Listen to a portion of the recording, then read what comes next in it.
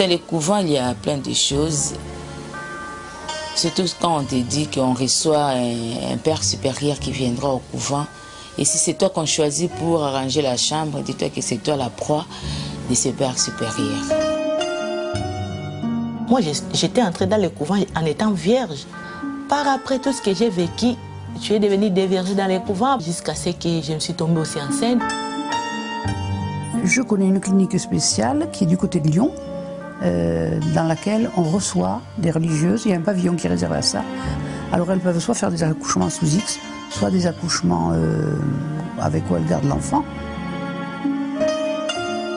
Alors pour camoufler l'affaire, pour que ça ne soit pas un scandale, quoi, disons, il faut faire quelque chose. Et alors l'évêque m'a fait déplacer. Et c'est comme ça que je suis arrivée au Vatican. Et puis doucement pour faire l'avortement et tout. Et j'ai commencé ma vie religieuse normale. Dans ma clientèle, j'en ai reçu 3. Une première est venue en habit de religieuse, c'est pour me soumettre sa question. Je suis enceinte et, comme vous le savez, je ne peux pas arriver à garder cet enfant. J'ai rencontré un prêtre dans une réunion de catéchèse pour les enfants handicapés. Et effectivement, là, j'ai eu mon premier acte sexuel à 42 ans. Quand je dis ça, ça fait rire, mais c'est quand même vrai. Il n'est pas évident qu'un parent de l'Afrique puisse vous envoyer de l'argent pour pouvoir... Donc, il y a déjà cette différence entre ces Africains qui arrivent ici et puis les Italiens ou les Européens que nous trouvons sur place. C'était beaucoup de souffrances, beaucoup des histoires, beaucoup de la peine. Je sais pas, tu avais besoin de quelque chose, tu n'arrives pas à le trouver. Il y a d'autres pensées qui arrivent. Ici, là où ils m'ont fait venir, je n'arrive pas à trouver ne fils qu'il y a quelque chose pour changer les vêtements intimes, pour changer les chaussures. Tu vas faire quoi? Tu vas chercher d'autres contacts dehors. C'était une congrégation italienne. Comme on était 8 sœurs africaines, dès le matin, on commence à travailler. Donc les repas, on a seulement quand tu pars dormir. On était moins considérés que les sœurs blanches. Il y a eu aussi des mots racistes parce que moi je vécu. C'était pas normalement mon jour d'aller faire les travaux que j'avais fait le jour-là. C'était son tour. Je lui ai dit, aujourd'hui c'est pas mon tour. Il a dit, toi, tu es noir, tu dois faire ce qu'on te dit, tout ce qu'on te dit à la congrégation. Quand elle parle de racisme, c'est une réalité? Oui, c'est une réalité. Même chez nous, n'allez pas demander à tout le monde de vous accepter tel que vous êtes. Au début, quand on n'est pas habitué au milieu, c'était un peu gênant, mais à la fin, je suis arrivée à dépasser ça. J'ai appris qu'il y a des religieuses qui ont quelquefois des aventures sexuelles et qui jouent de leur charme pour gagner de l'argent. Je dis oui. C'était beaucoup de souffrances. Tu avais besoin de quelque chose, tu n'arrives pas à le trouver. Il y a d'autres pensées qui arrivent. Ici, là où ils m'ont fait venir, je n'arrive pas à trouver ne fils qu'il y a quelque chose pour changer les vêtements intimes, pour changer les chaussures. Tu vas faire quoi? Tu vas chercher d'autres contacts dehors. Au fur et à mesure que tu es ici avec une personne qui te donne de l'argent, dès que tu as commencé à voir et puis tu avais un, et puis tu vas chercher y en avoir 2, et puis je cherchais y en avoir 3. Il y a eu un évêque et un monseigneur et un prêtre.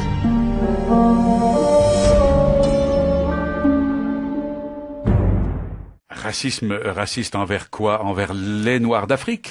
Envers les prêtres africains. Envers les prêtres africains qui sont donc établis donc à Rome, soit en poste ou de passage, et puis les religieuses africaines qu'on fait venir d'Afrique à tour de bras parce qu'il manque des religieuses, vous le savez, donc en Italie avec la crise des vocations. Eh bien, les religieuses africaines qu'on fait venir pour travailler dans les couvents donc italiens sont victimes elles aussi de discrimination et de racisme. Et là, vous allez aller beaucoup plus loin parce que vous allez faire une interview avec une religieuse dont on parlera tout à l'heure. J'ai fait un film, oui. Vous avez un film avec elle. J'ai fait un film évidemment. d'une heure où On ne la voit pas, bien sûr, son visage. Où des religieuses donc expriment donc les problèmes qu'elles rencontrent, mais pas seulement qu'elles. Il y a aussi des religieuses en France, au Congo et en Martinique qui parlent aussi des problèmes de racisme. Parce que même chez nous, en Martinique, on a connu ça, avec souvent des mères supérieures qui venaient de France et qui avaient des comportements racistes à l'égard des religieuses martiniquaises et également donc des évêques qui venaient de France et qui avaient des comportements racistes à l'égard des prêtres locaux en Martinique et qui allaient même quelquefois jusqu'à donner des coups de pied aux enfants parce que justement, ils ne supportaient pas les Noirs.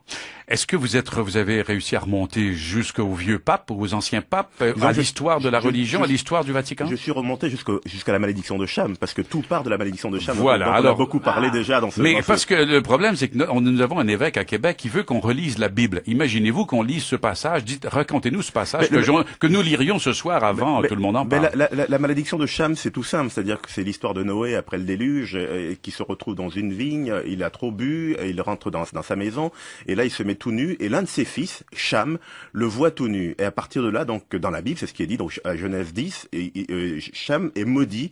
Et Cham est considéré comme étant l'ancêtre des Noirs, donc il est maudit à être à tout jamais esclave et à voir ses enfants devenir à tout jamais esclaves. Mais ce qu'on ne dit pas, c'est que ça, c'est ce qui est écrit dans la Bible, mais les premiers exégèses, que ce soit les Juifs, les chrétiens et les Arabes, ont expliqué que Cham avait non pas vu seulement son père nu, mais qu'il avait d'une part soit châtré, soit abusé sexuellement de lui, soit humilié en abusant sexuellement de sa mère. Et c'est à partir de là, dans les textes rabbiniques notamment, où on dit que Cham est maudit à tout jamais à avoir des cheveux, sa descendance est maudite à tout jamais à avoir des cheveux crépus, à avoir un sexe surdimensionné, et à avoir justement donc un nez épaté, des grosses lèvres. Et c'est de là que part toute la malédiction qui frappe les Noirs. Et c'est d'ailleurs à ça que j'ai emprunté le titre « Et si Dieu n'aimait pas les Noirs ». Et c'est cette malédiction que l'Église a appuyée pendant des siècles et qui a contribué donc à l'esclavage, entre autres. À l'esclavage notamment, mais aussi à avoir un regard sur les Noirs qui était considéré non pas à l'image de Dieu, mais du diable. Et si vous regardez bien ce qui s'est passé, ce n'est qu'en 62-65, au moment du Concile Vatican II, de Jean 23, qu'on a enlevé cette malédiction de Cham, même pas officiellement, mais officieusement, on a décidé que finalement ça n'existait plus. Et donc ça a perduré jusqu'en 1965 tout de même. Est-ce qu'on enseignait ça dans les écoles? Est-ce que cette vision-là, comme dans les écoles africaines ou les écoles des Antilles, est-ce que c'est ça qu'on apprenait aux enfants? Oui, justement, puisque je rapporte notamment une chanson qui était chantée au Congo dans les années 50, où on apprenait aux enfants, donc des religieuses qui apprenaient ça aux enfants au Congo, nous sommes les enfants de Cham, nous avons été maudits, malheur à toi Cham, à cause de toi nous vivons donc encore aujourd'hui donc ce genre de drame. Donc on enseignait ça aux enfants et on leur faisait apprendre ça, y compris dans leur langue au Congo, de façon à ce que ça reste constamment dans les têtes, et ça durait jusque dans les années 60. Alors quand vous voyez que le pape d'aujourd'hui voudrait faire béatifier Pie XII, déjà les Juifs ne sont pas très contents. Et ils ont raison, bien sûr, et vous non plus. Mais non, nous on n'est pas contents parce que c'était le point de départ de ce livre. Lorsqu'en 2005 j'ai voulu donc faire ce livre, c'est parce qu'une vieille dame italienne qui était sensible à la question des Noirs en Italie m'a remis un document, et ça m'a complètement bouleversé. C'était un télégramme qui a été envoyé par l'ambassadeur de Grande-Bretagne auprès du Saint-Siège, auprès du Vatican, en 1944 au commandement allié, pour leur dire on ne veut pas qu'il y ait des Noirs qui viennent donc libérer Rome, et on ne veut pas qu'il y ait des Noirs donc aux portes du Vatican. Pourquoi? Parce que le pape Pie XII l'exige. Donc là, quand j'ai découvert ce télégramme, j'étais complètement abasourdi, et j'ai commencé à enquêter sur Pie XII.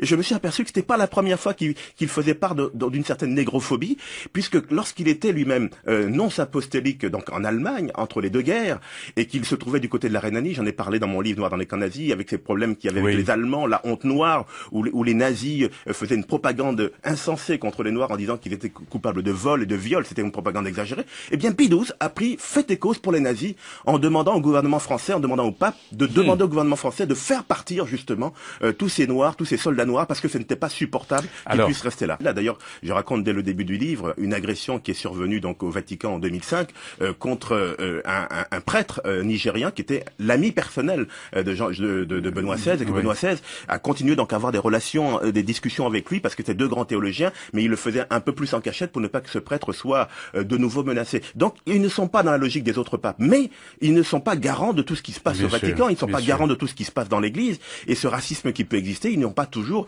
moyen de pouvoir justement donc y mettre fin. Et aussi au problème aussi des papiers. Le problème des papiers. Et donc à un moment donné, il y a des religieuses noires africaines au Vatican sans papier. Confrontées donc à tous ces problèmes-là, elles finissent par céder. En plus, quand la vocation n'est pas très forte, elles finissent par céder aux avances d'un prêtre ou d'un évêque, parce que c'est pas elles qui font la démarche, c'est toujours un prêtre ou un évêque donc qui vient vers elles elles, et elles finissent par céder aux avances, et donc naturellement, elles ont des aventures sexuelles avec ces personnes. Donc vous êtes entré aussi dans un monde de grand malheur, là. Il s'agit de monde, mais l'Église est un monde de grand malheur. Il faut pas non plus avoir une version idéalisée. Ce que me disait un évêque l'autre jour, donc au Vatican, il m'a dit, mais l'Église, elle est humaine jusqu'à la curie. Et donc à partir du moment où elle est humaine, effectivement, il y a des grands hommes, et il y a des hommes qui sont capables de petitesse aussi. Oui, c'est drôle, parce que je me disais hier, votre livre s'appelle « Et si Dieu n'aimait pas les Noirs », et peut-être qu'un jour on écrira « Et si Dieu n'aimait pas les églises ».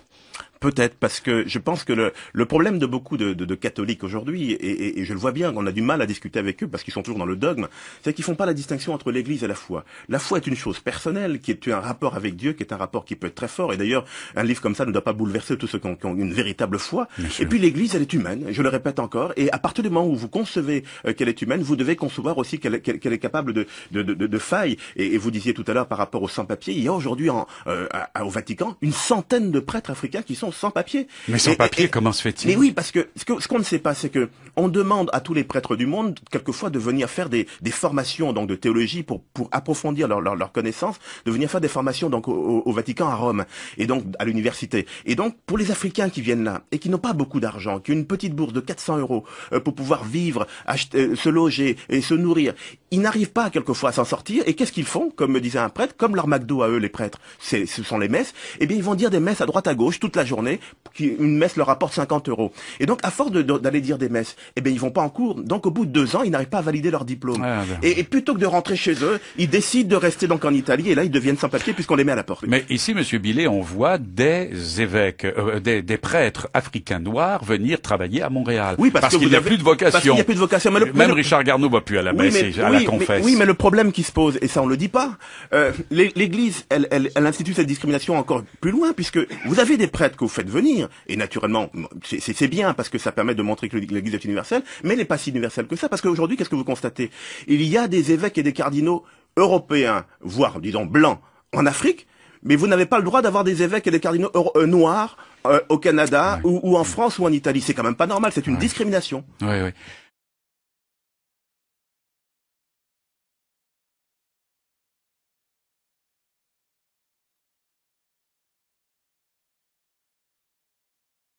Ma fille est morte à Italie suite d'une maladie, sida.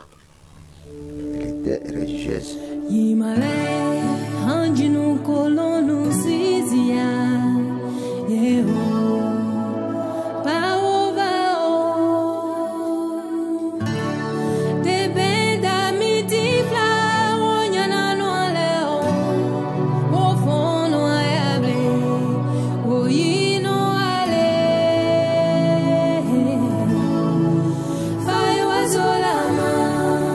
Je viens de l'Afrique, je suis une Africaine.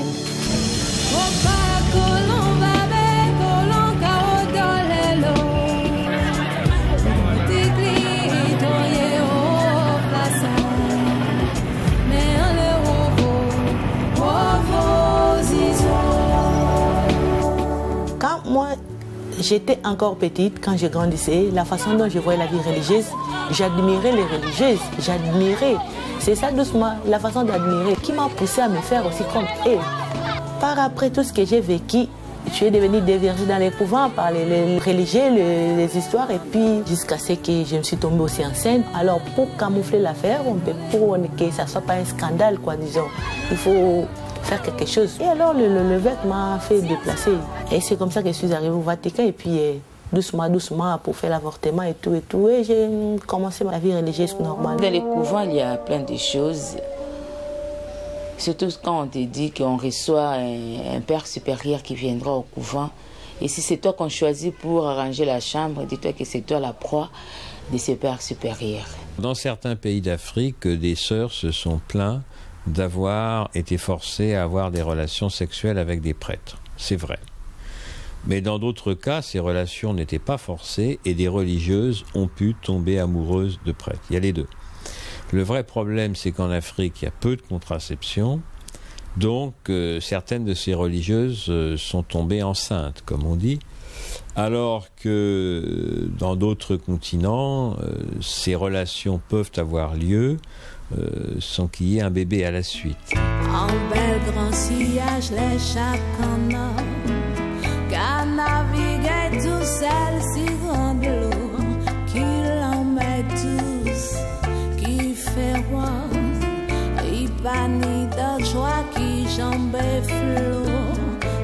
je sais rien qui en mise en scène, ou tout seul devant scène. Bon Dieu,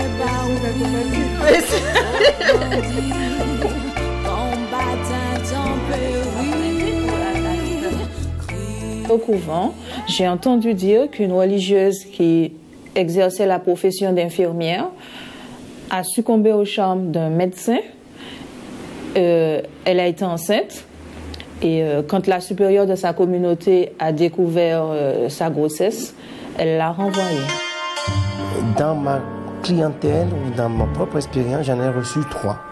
Une première qui m'a été pour moi très dure à supporter parce qu'elle est venue en habit de religieuse.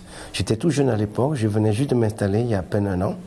Et elle est venue en habit de religieuse et pour me soumettre sa question, je suis enceinte et comme vous le savez, je ne peux pas arriver à avoir cet enfant, à garder cet enfant.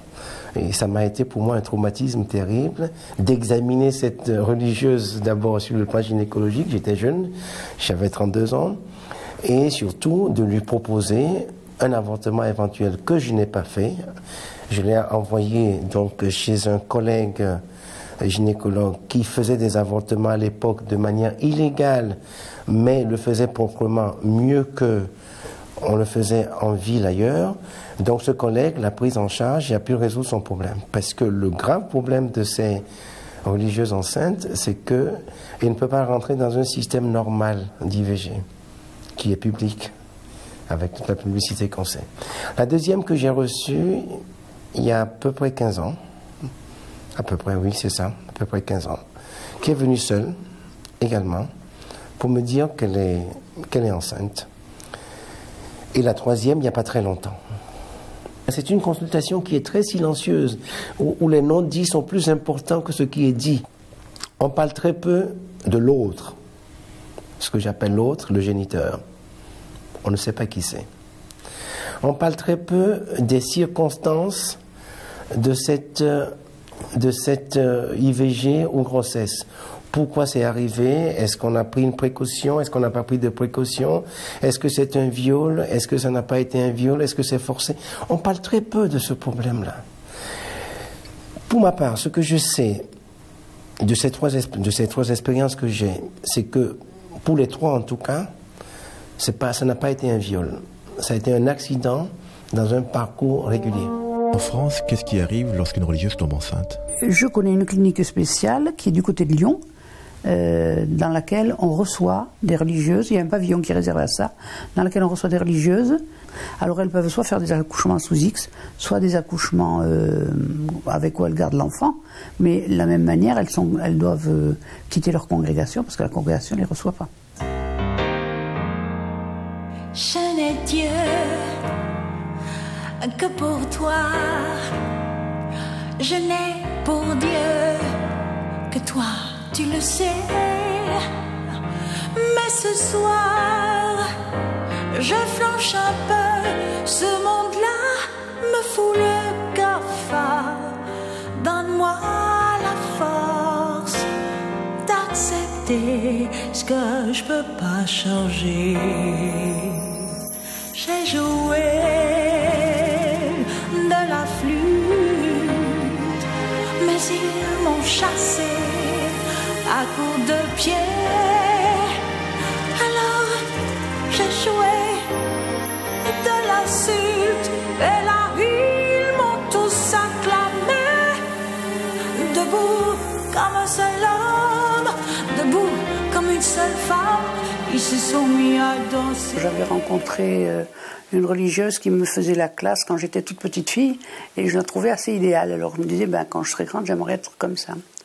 Et puis à l'adolescence, là, à 14 ans, j'ai pensé que servir les autres était vraiment la seule chose qui méritait d'être vécue et je me suis promis de passer ma vie à servir les autres. Mais quand même, je me suis posé des questions au moment de ma profession parce que j'ai pensé que ça me serait très difficile d'être chaste tout le reste de mes jours. Et puis je me disais, bon, on va bien voir. Enfin, j'en ai parlé au prêtre qui prêchait la retraite avant la profession, c'est un bénédictin. Et il m'a dit, mais vous savez, François de Sales a délivré Saint-Jean de Chantal de telles tentations. Alors, moi, j'étais ravie, il allait me donner un truc, comme si, mais j'étais une grande adolescente, donc je pensais encore au truc. Et il me dit, allongez-vous sur mon lit, paf, je m'allonge. Il me demande de me déshabiller et il m'inflige 36 coups de fouet sur les seins et sur le sexe. Alors, je dois dire que j'ai été très, très morfondue, mais que je n'ai pas su, je n'en ai à parler à personne. Il est certain que l'abstinence sexuelle est un frein aux vocations. Ce n'est pas le seul. Il y en a d'autres. Les vœux de pauvreté et de chasteté pêchent par leur lourdeur. Ils pèsent sur les jeunes et les moins jeunes. Et ajoutons-y le vœu d'obéissance. L'obéissance, je trouve qu'elle est intéressante dans la mesure où elle est voulue, évidemment, où elle est discutée, enfin où l'ordre est discuté et discutable, et où on garde un esprit critique. Mais au couvent, on nous supprime l'esprit critique complètement. C'est ça que j'ai trouvé, c'est une des choses que j'ai trouvées les plus difficiles à reconnaître, mais en même temps les plus appauvrissantes. Il y a des mères supérieures qui ressemblent un peu à des tyrans locaux. Mais pas toutes. Il y a des mères supérieures qui sont, je dirais, très ouvertes au dialogue avec leurs jeunes religieuses. Et sœur Emmanuelle a dressé des portraits remarquables de mères supérieures, insupportables, et d'autres très agréables à vivre. Il y a certaines supérieures qui n'acceptent pas que vous mettiez de déodorant. En Martinique, vous transpirez tout le temps.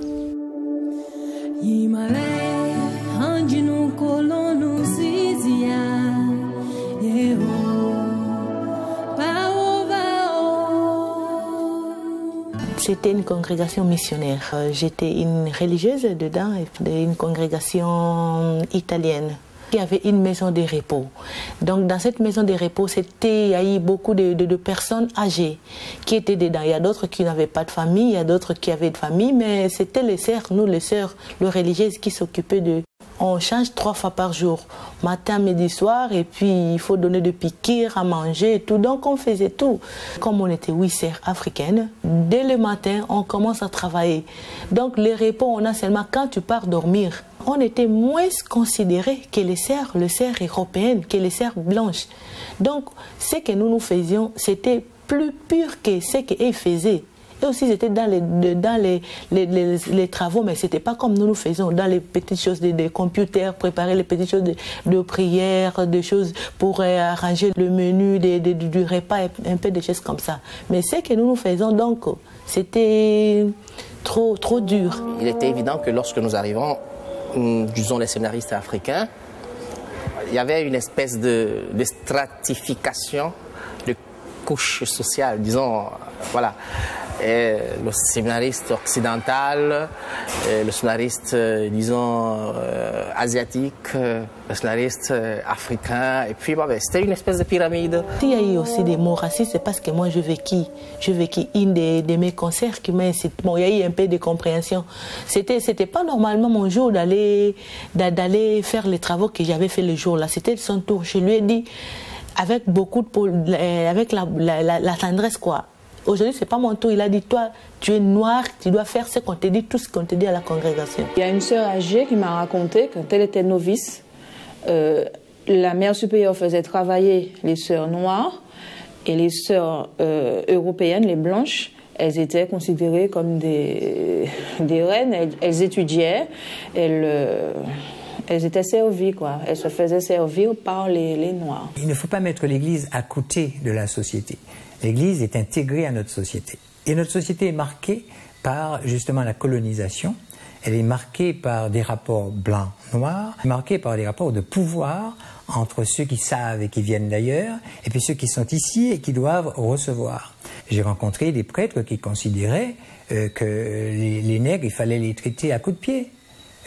J'exagère, mais c'est un petit peu ça. J'ai vu des prêtres donner des coups de pied aux petits nègres.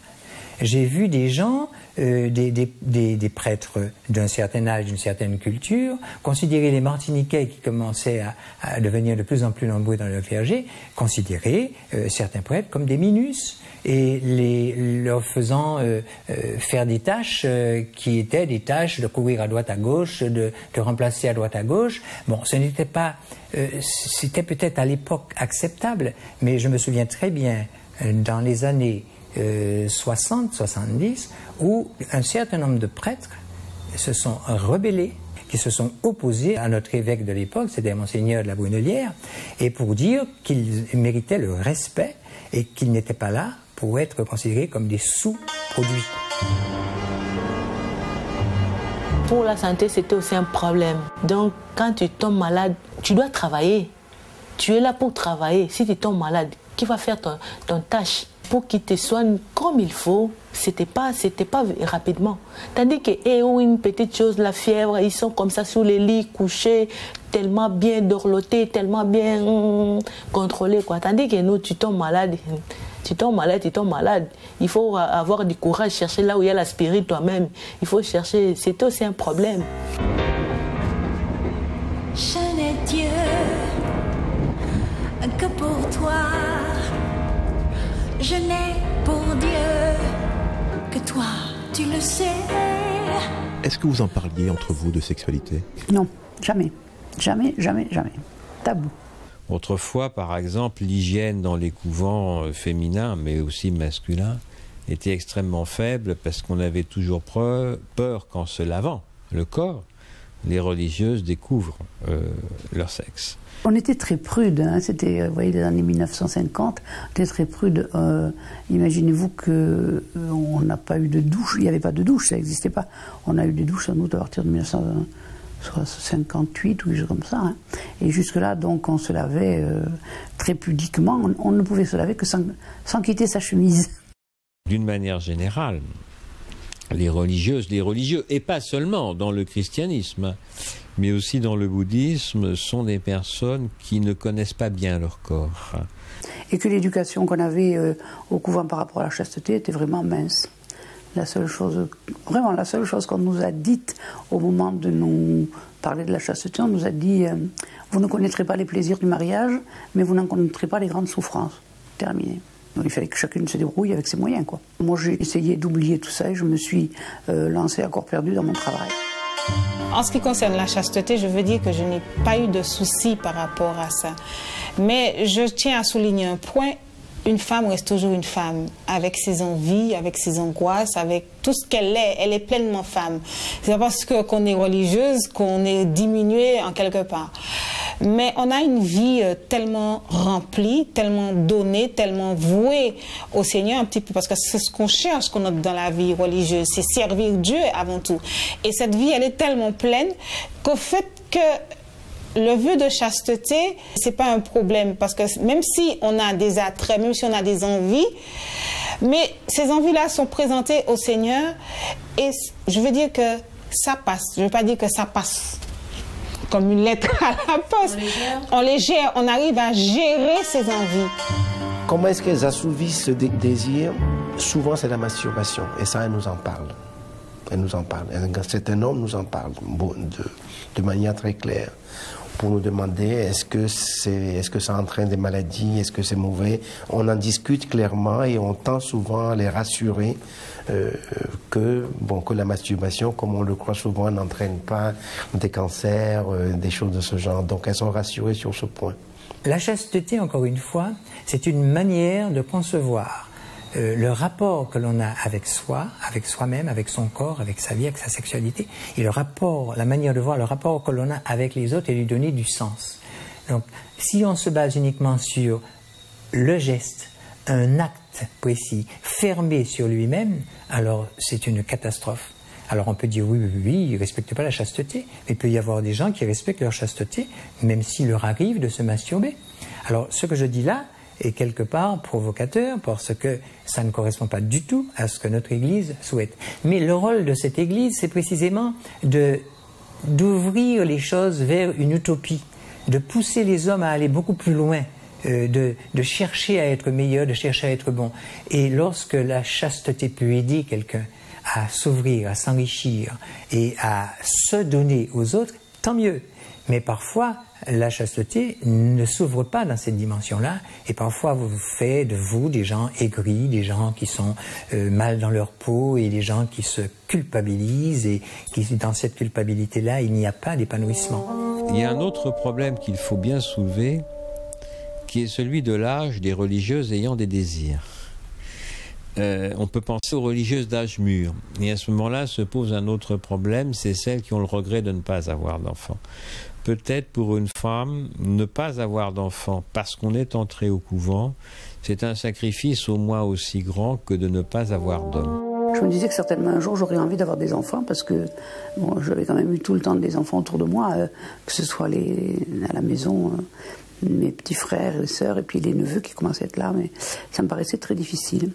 Mais en même temps, je faisais confiance un peu à l'enthousiasme adolescent. Il y a un âge, notamment celui de la ménopause, où tout à coup on comprend qu'on n'aura jamais d'enfant. Ça peut être une épreuve pour certaines religieuses. Il y en a une dont je me rappelle, Sœur V, je ne vais pas aller plus loin dans le nom, et quand elle est arrivée à la ménopause, elle se plaignait des problèmes de chaleur, de bouffées de chaleur, et elle m'a demandé s'il n'y avait rien pour l'aider. Et donc je lui ai donné un traitement hormonal comme on le faisait il y a quelques temps encore, maintenant on ne le fait plus, mais comme on le faisait. Et je lui ai redit de revenir me voir 3 mois après. Et au bout de 3 mois, elle est revenue me voir en disant mais le traitement est merveilleux, les bouffées de chaleur sont parties, mais mes désirs ont quintuplé et je ne sais pas comment les assouvir. Une femme ou un homme, qui est privé d'un certain nombre de plaisirs, comment affronte-t-il la vieillesse? Ce n'est pas simple. La solitude affective peut poser des problèmes dans le grand âge. J'ai connu un moine bénédictin qui a quitté son monastère après la soixantaine. Lui, il était homosexuel, il voulait connaître l'amour. Je me suis rendu compte, alors là c'est le célibat ecclésiastique, que le fait d'être célibataire me mettait dans une situation, dans une ambiguïté permanente, où finalement j'étais tout le temps entouré de femmes et en fait ma sexualité était dans une ambiguïté, une ambivalence permanente. Donc ma manière d'être un homme, je vois que ça débouchait sur des relations entre hommes et femmes, et par conséquent j'ai dû affronter ma libido, mon corps, et on ne m'avait pas appris à cela, on ne m'avait pas appris à assumer mon corps, à assumer ma sexualité, à assumer une relation. Et lorsque j'étais attiré par quelqu'un, je ne savais pas comment faire, sauf dire non, mais m'enfermer peut-être dans un positionnement qui serait plutôt du négatif. Alors, tout en cherchant à donner du sens à mon célibat, je me suis rendu compte que le célibat ecclésiastique n'était pas la solution qui me permettait de m'épanouir. Et donc, je me suis dégagé de ce célibat et j'ai entretenu une relation avec quelqu'un et je me suis orienté vers une vie en couple.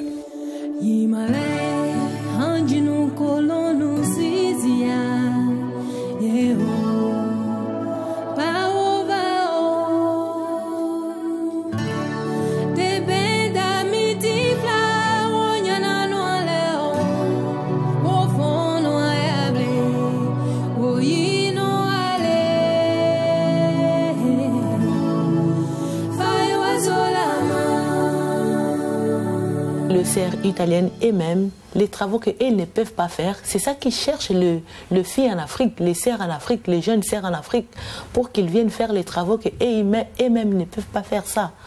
Vous voyez le plus souvent les religieuses occidentales ou italiennes, pour le cas précis de l'Italie, pour la plupart, elles ont un certain âge.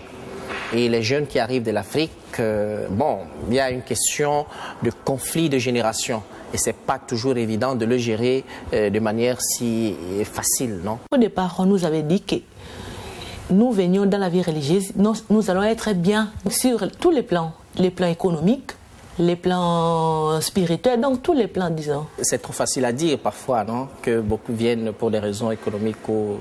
L'essentiel, c'est quoi? C'est que faut savoir peut-être pourquoi certaines, à un moment donné, changent d'idée des motivations pour lesquelles elles changent d'idée. Donc, pour la plupart, je crois, celles que j'ai rencontrées m'ont plutôt dit qu'elles venaient pleines de vocation, pleines de convaincues de leur état de religieuse. Je prends mon cas personnel. J'étais venu avec toutes mes convictions et je crois que c'est l'histoire. Puis en évoluant dans la chose, ces convictions personnelles, on change un peu, on réordonne ses idées. Et puis ces projets, on les refait, on les ajourne. C'est un peu ça la question de fond.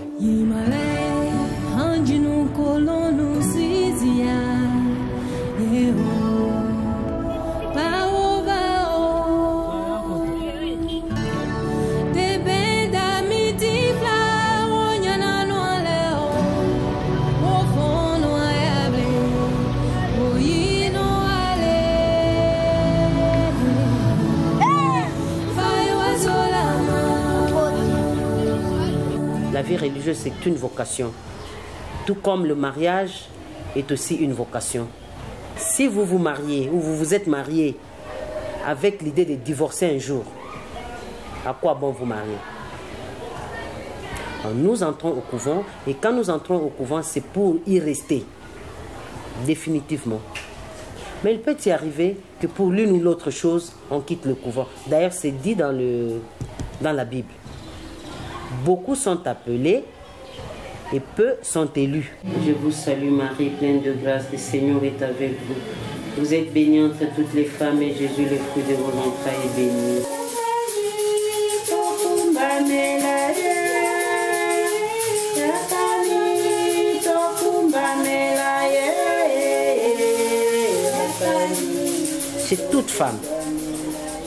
Chez toute femme qui se conduit bien, il y a une sorte de curiosité qui pousse l'homme à aller vers. Ils veulent savoir qu'est-ce qui est caché. Et ils ont dérangé, comme on dérange les jeunes filles sur la route, on dérange aussi les religieuses parce que l'homme voit d'abord une femme.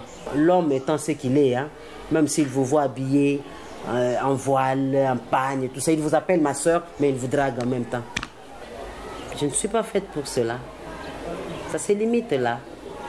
J'ai dit à la personne, non, j'ai consacré ma vie au Seigneur. Vous voulez m'aimer, c'est une bonne chose. Le Seigneur nous a demandé de nous aimer mutuellement. Aimez-vous les uns les autres. Aimez-moi dans ce que je suis. Et respectez-moi, je suis religieuse. Je ne dois pas aller avec vous au-delà d'une fraternité, hein, d'une franche fraternité que je dois avoir avec tout le monde.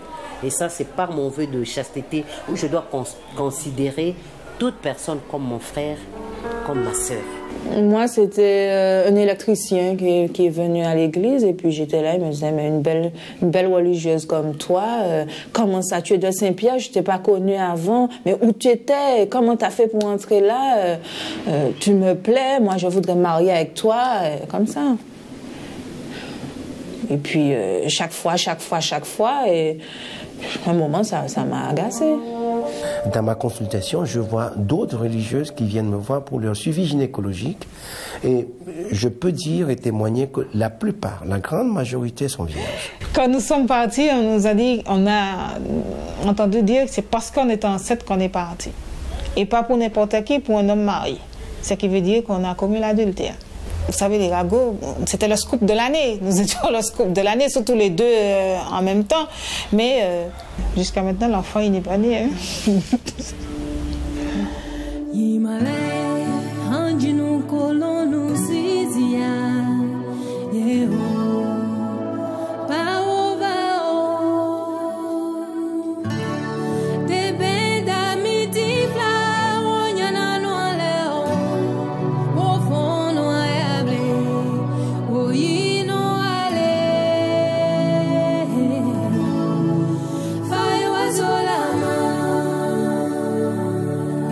Est-ce que vous étiez payé pour le travail que vous faisiez? On n'était pas payé. Donc, il nous disait que le vœu qu'on avait fait, c'était le vœu d'obéissance, la pauvreté, la chasteté. Donc, nous travaillons, c'était un travail gratuit. Il n'est pas évident qu'un parent de l'Afrique puisse vous envoyer de l'argent pour pouvoir Donc il y a déjà cette différence entre ces Africains qui arrivent ici et puis les Italiens ou les Européens que nous trouvons sur place. Nous ne pouvons pas nous mesurer. Il y a un très grand fossé qui les sépare. Pour téléphoner, il faut chercher les voies et moyens, faire un téléphone en cachette et tout. Tandis que les religieuses européennes, elles avaient des téléphones qui coûtaient bien de 200 €, des plis de ceci.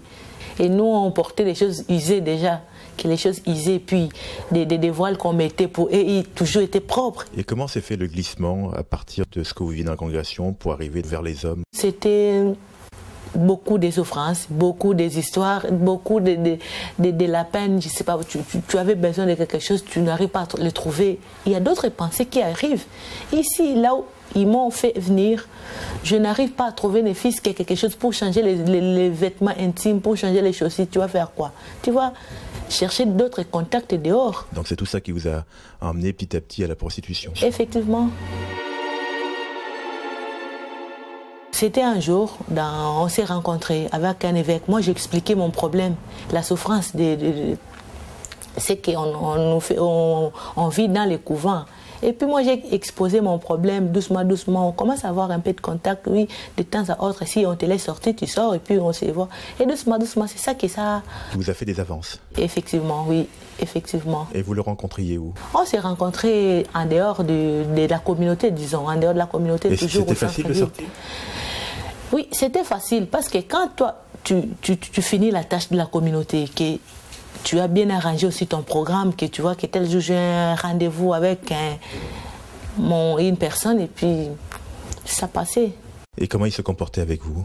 Si, bon, il s'est comporté bien parce qu'eux aussi savaient que comme je suis religieuse, donc je ne peux pas dire. Il faut vivre à la discrétion, toujours.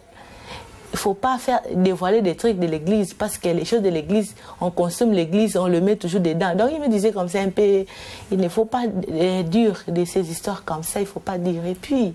Et il vous donnait de l'argent? Il me donnait de l'argent, oui, beaucoup de l'argent même me donnait. Et puis c'est ça qui m'aidait aussi à m'en sortir, acheter des choses que j'avais besoin. C'était combien? Des fois 700 €, les 500 €, les 800, les 1000, donc il me donnait... Chaque fois qu'il vous voyait? C'est chaque fois on sortait, oui. Chaque fois on sortait, il me donnait de l'argent. Et vous faisiez quoi avec cet argent? Avec cet argent-là, bon, moi j'ai aidé aussi chez moi, j'ai aidé ma famille, j'ai aidé mes sœurs qui étudiaient, puis ma mère qui était toujours malade, je lui envoyais de l'argent pour se faire soigner, puis c'est comme ça pour aider ma famille. Mais vos parents ne savaient pas? Ils ne savaient pas, oui. C'est que l'aventure que moi je faisais de la vie religieuse, donc c'est ça. Il peut être évident qu'au sein de l'Église se cache aussi le démon. C'est une évidence. Parce que pour mieux combattre son adversaire, il faut rentrer, n'est-ce pas, dans son propre terrain. Au fur et à mesure que tu as essayé avec une personne qui te donne de l'argent, dès que tu as commencé à voir, et puis tu avais un, et puis tu vas chercher et en avoir deux, et puis je cherchais à en avoir trois. Il y a eu un évêque et un monseigneur et un prêtre. C'était, disons, un Africain et les deux autres, c'était des Européens, un Français et puis un Italien. On savait très pertinemment qu'il y en avait quelques-unes qui avaient des relations avec les prêtres des villages voisins. Mais c'était des sœurs qui pouvaient se permettre de prendre une voiture et d'aller les voir ou les rencontrer quand elles voulaient, quoi. Il fallait donc un certain nombre de moyens.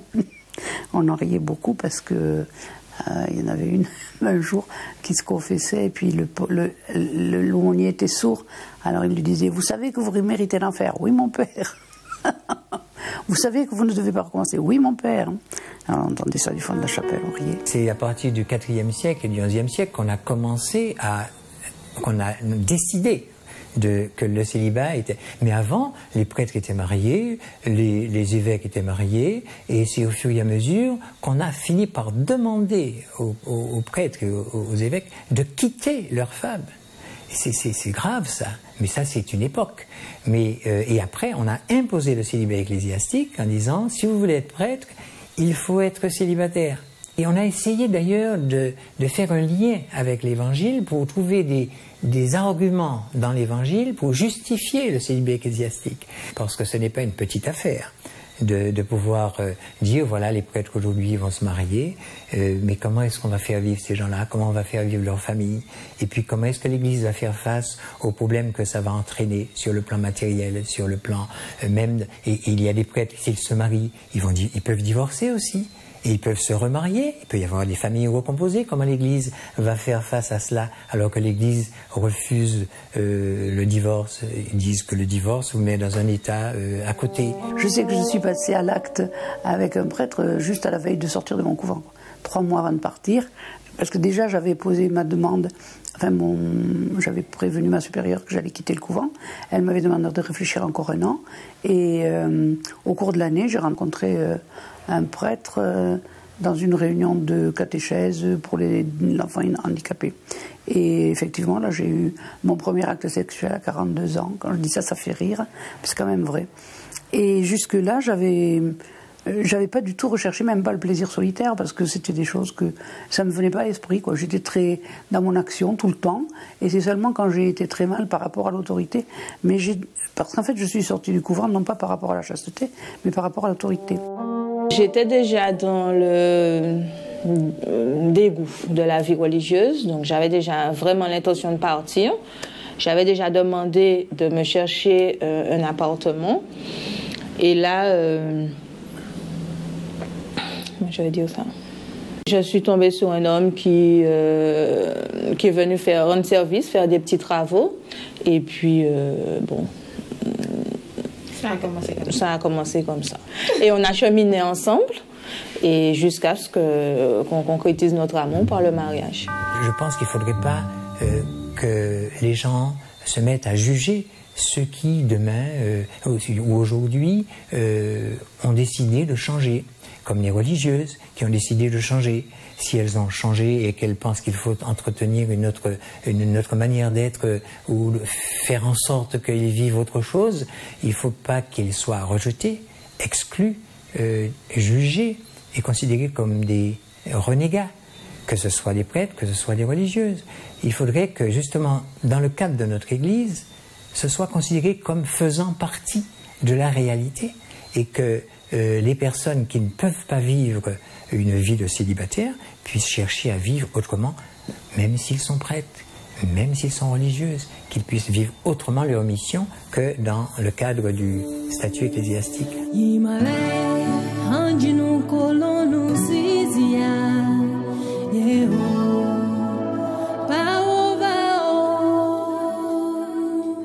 Et vous trouviez des gens à qui en parler, ou vous n'en parliez jamais avec les autres sœurs africaines ou pas? Si, moi je parlais avec une sœur africaine, mes amis, et aussi qui faisait comme moi, parce qu'on vivait la même situation, on vivait la même souffrance, parce qu'on était dedans.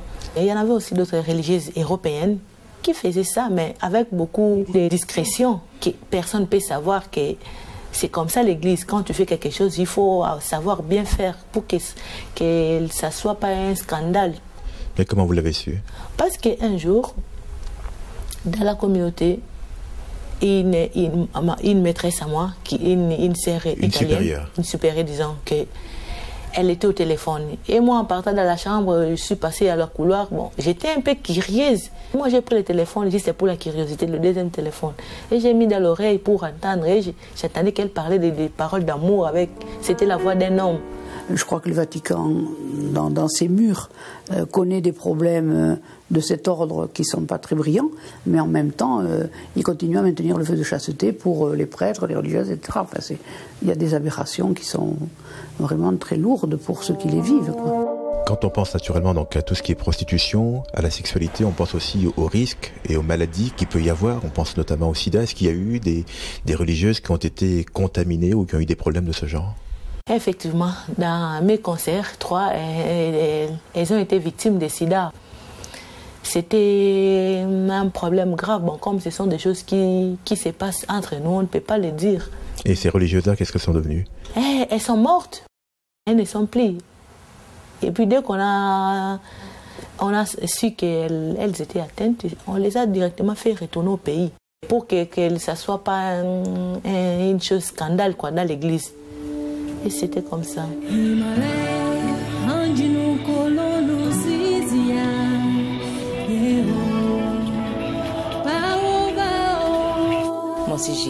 j'ai eu à voyager aussi, beaucoup. Mais à ma grande surprise, quand on était arrivé en Europe, c'était à ce moment où il n'y avait vraiment plus de subventions. Et tout le monde devait se débrouiller à sa manière, à sa façon. C'est comme ça que c'était vraiment terrible. Donc, il y avait des gens qui s'est prostitués.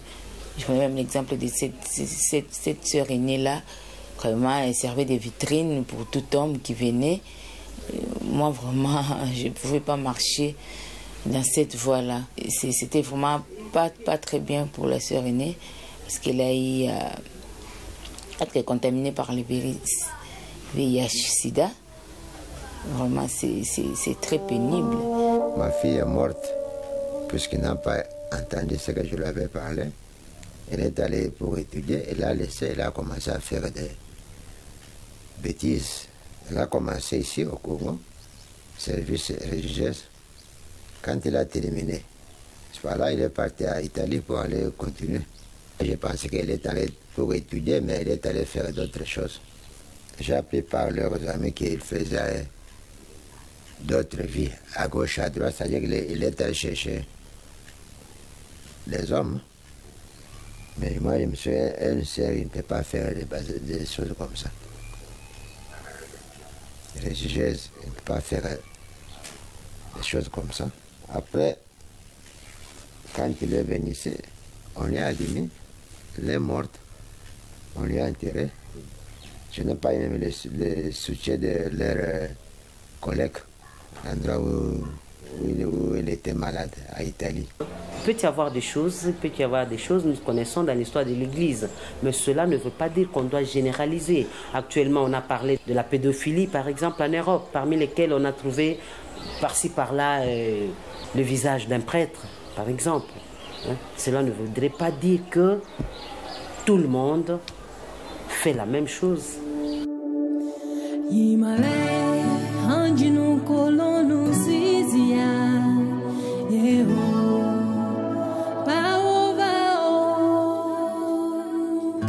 Vous étiez religieuse et vous étiez dans la prostitution. Comment vous viviez ça? D'une part, ça me faisait de la peine, quoi. Mais dans la souffrance, tu peux être emporté de faire de n'importe quoi.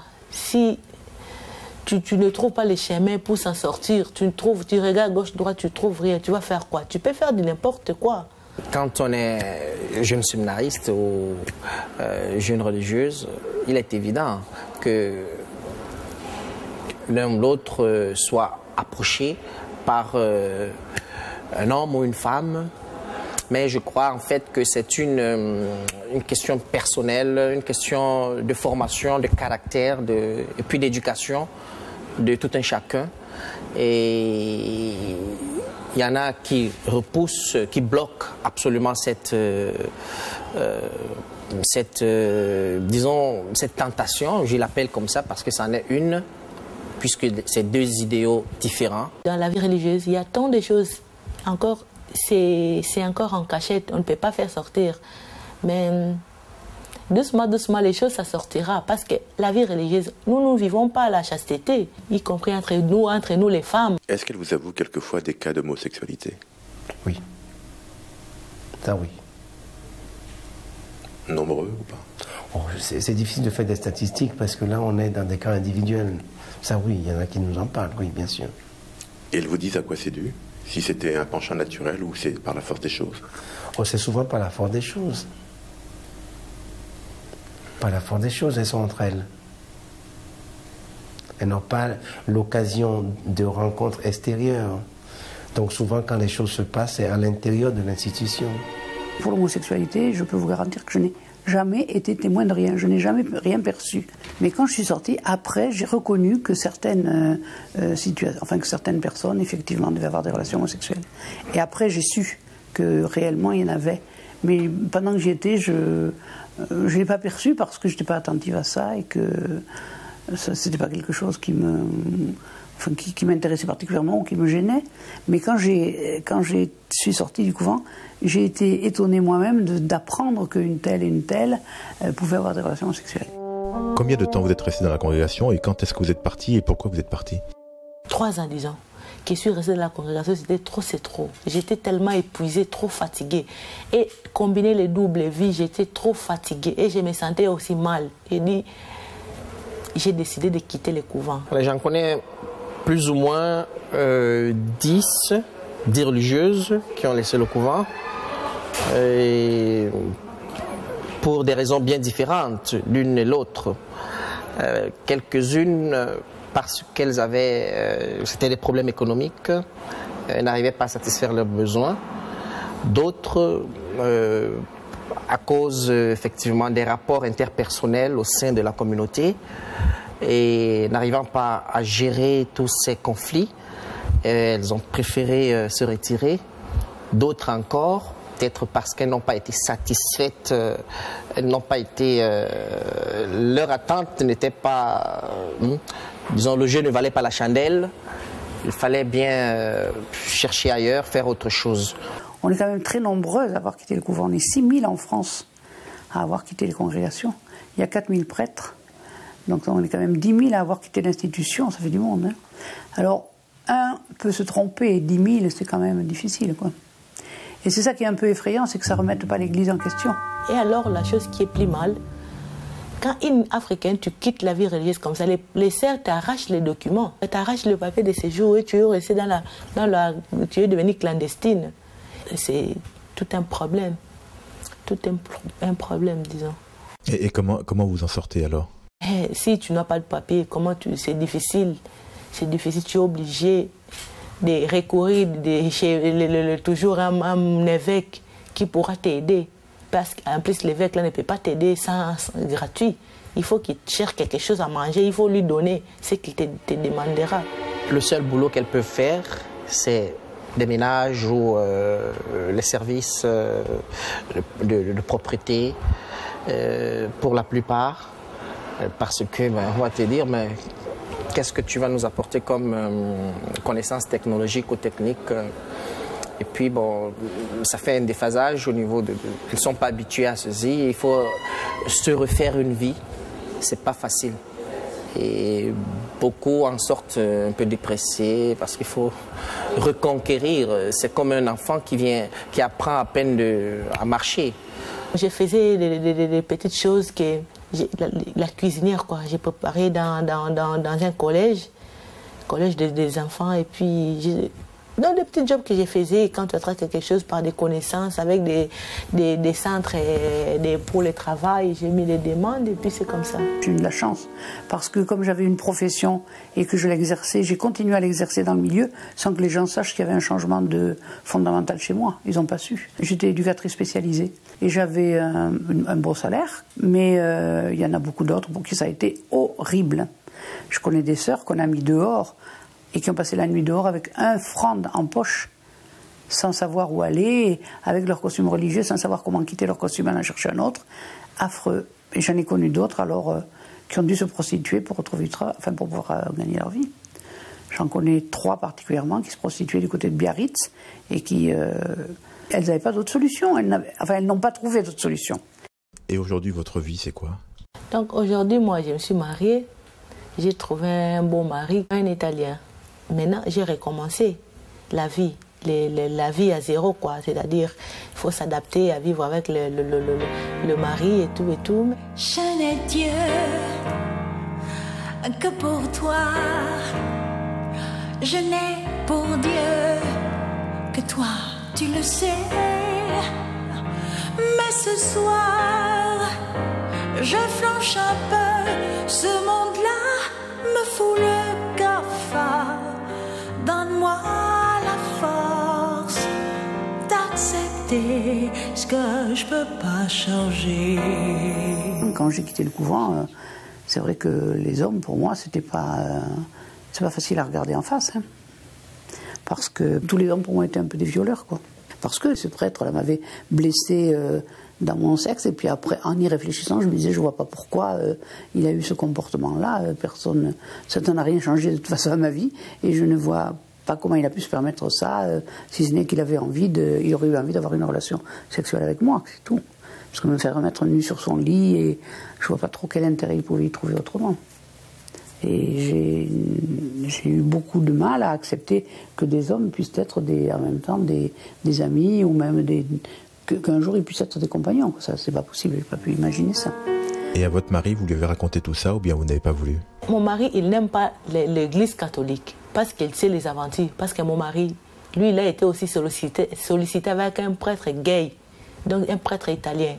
Donc lui, avec des choses de la vie religieuse, il n'aime pas. Moi, je crois en Jésus-Christ ressuscité, mais je ne peux pas adhérer au discours de l'Église.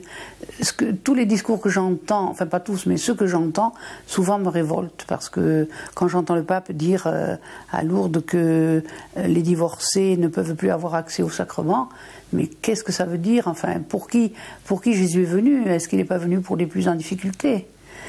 Je n'ai jamais regretté de m'être faite religieuse. Je suis très bien là-dedans, dans ma vie religieuse.